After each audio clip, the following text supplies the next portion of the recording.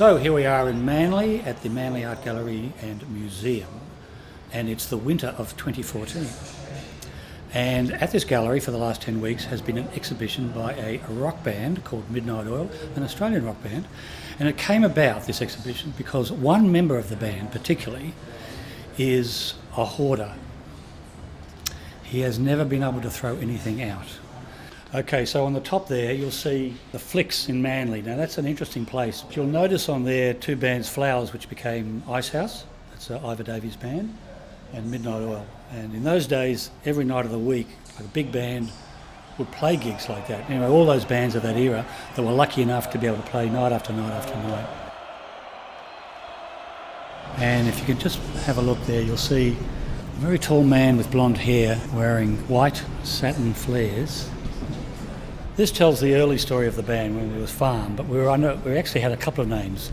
Believe it or not, we were a schoolboy band called Swampy Moose, and then we were Farm, and I think then we were Sparta, briefly, and then we were back to Farm, and eventually Midnight Oil. So I kept all these posters, and in fact I never threw anything out. We've got, if you look down here, you can see the early stencil of Farm there, and some early lyrics that were written, scribbled on bits of paper. We came up with this idea of using old road cases as display cabinets. Down here, for example, Andrew's written a kind of a diary about some of the earliest gigs we ever did. A couple of gigs we actually got paid for, which was very exciting. Not very much. Here's one here. You notice behind the band we've got that big spoon, so that must have been around about the time that we released our first album.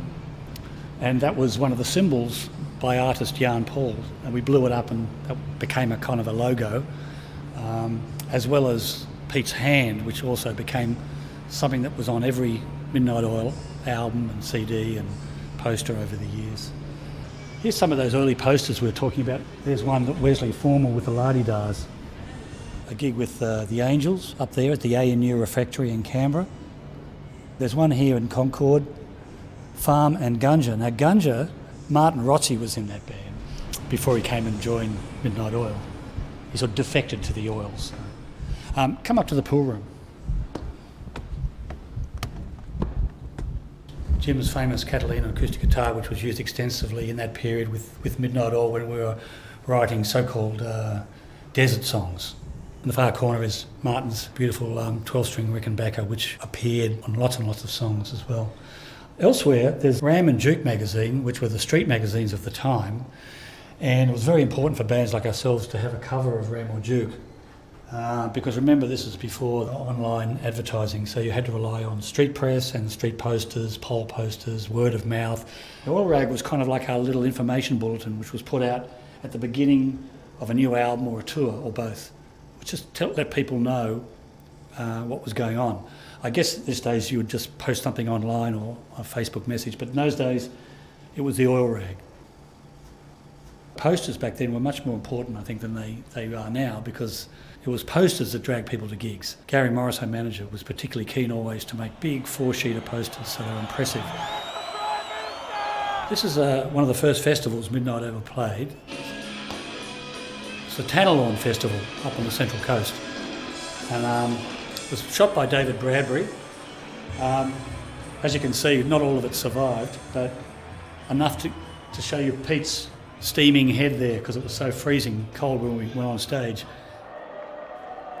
This is Jim's old 4-track TIAC. The songs on the first couple of albums, Jim and I would get together, and Jim would go away and work them up, or he'd work up the complete song of his own, and then Midnight Oil would do a version of that song.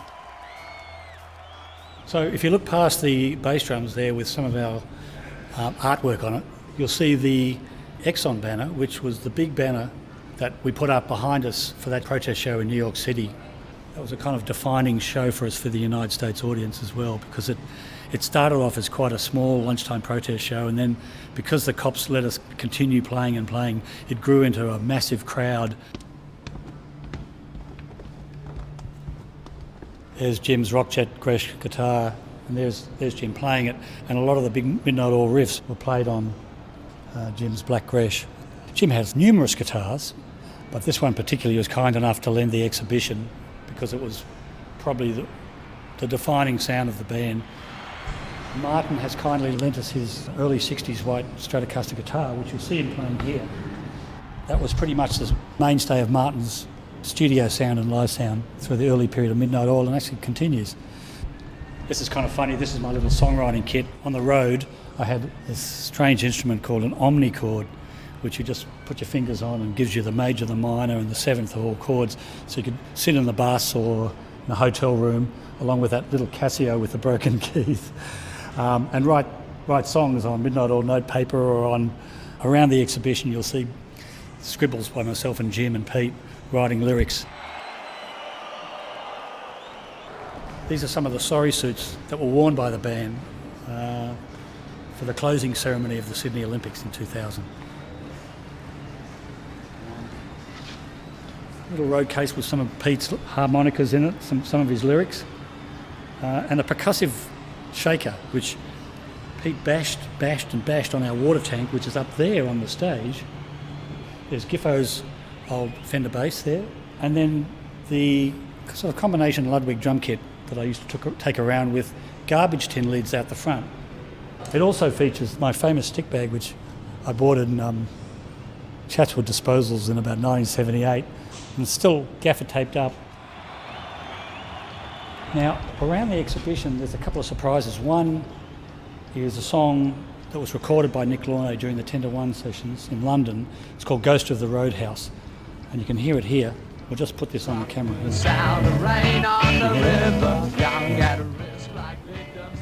It was an outtake from the 10 to 1. We're always a bunch of slobs, this band of ours, and people couldn't really tell who was in the band and who was in the crew and who was in the audience. But we did get fairly colourful after at one point, wearing this kind of stuff. Very influenced, I might add, by Peter Gifford, who sort of brought this toughness, wearing a lot of industrial clothing, overalls, which then we dyed. In fact, there's a couple over here. This shot's taken from the Read About It film clip. Pete wearing his newsprint overalls and me in my yellow overalls, and they're actually we've still got them. They're hanging up there on the wall. Here's pretty much the first poster that we made ourselves in Albert Avenue, Chatswood, our hippie household. These blown up photos here describe the 1990 Exxon protest show we're talking about, and the banner which appears there obviously is this one, which was unfurled while we were playing, and initially we only had one song that we could play because the cops were going to shut it down. It was too much of a traffic jam.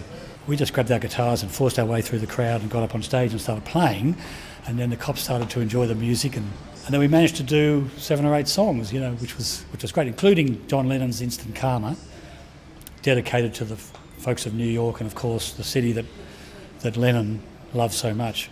At the other end of the room, you can actually see Radio City, with the Oils doing that May 29th and 30 gig. And increasingly, in the late 80s and early 90s, we're on good festival bills, so you can see people like Bob Dylan and The Cure and Jethro Tull and Scorpions. And over here, this little section of the exhibition is devoted to the Diesel and Dust, the Blackfella Whitefella tour. As you can see, we collected some red dirt from the Western Desert just to remind ourselves when we got back to Sydney just how red the dirt is out there. This is Charlie McMahon's old Toyota that we travelled around with, and I was lucky enough to travel with Charlie, writing notes and for songs that ended up being Bull Roarer or The Dead Heart, plus the usual scribbling of lyrics and stuff that became Beds of Burning, and a nice photo of Andrew McMillan, who wrote Strict Rules about the Blackfella Whitefella tour, sitting in the long grass as he used to do, tapping away. So this is a little section dedicated to our long-suffering, hard-working crew. There's Michael Lippold there, who started off as stage manager, ended up as Midnight Oil production manager, and was with us for decades.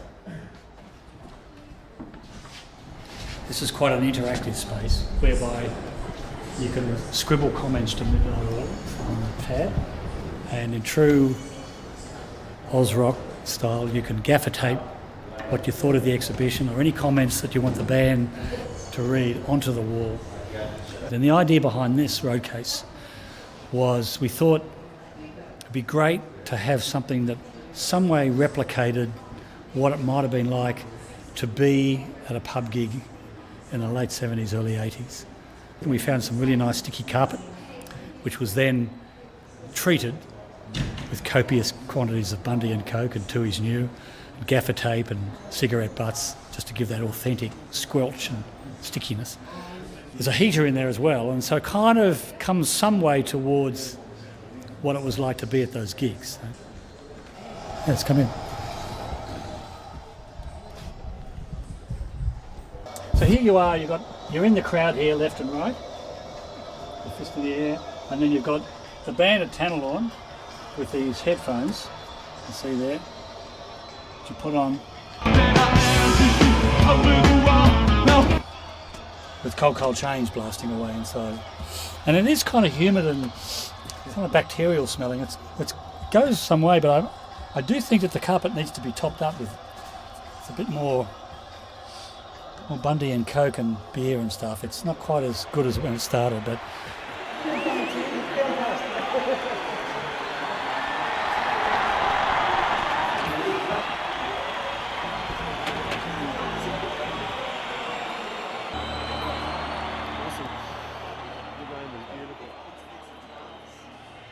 that's pretty much it really. From here we go out via the Royal Antler, out for the merge and back into Manly, Gusty Manly over there.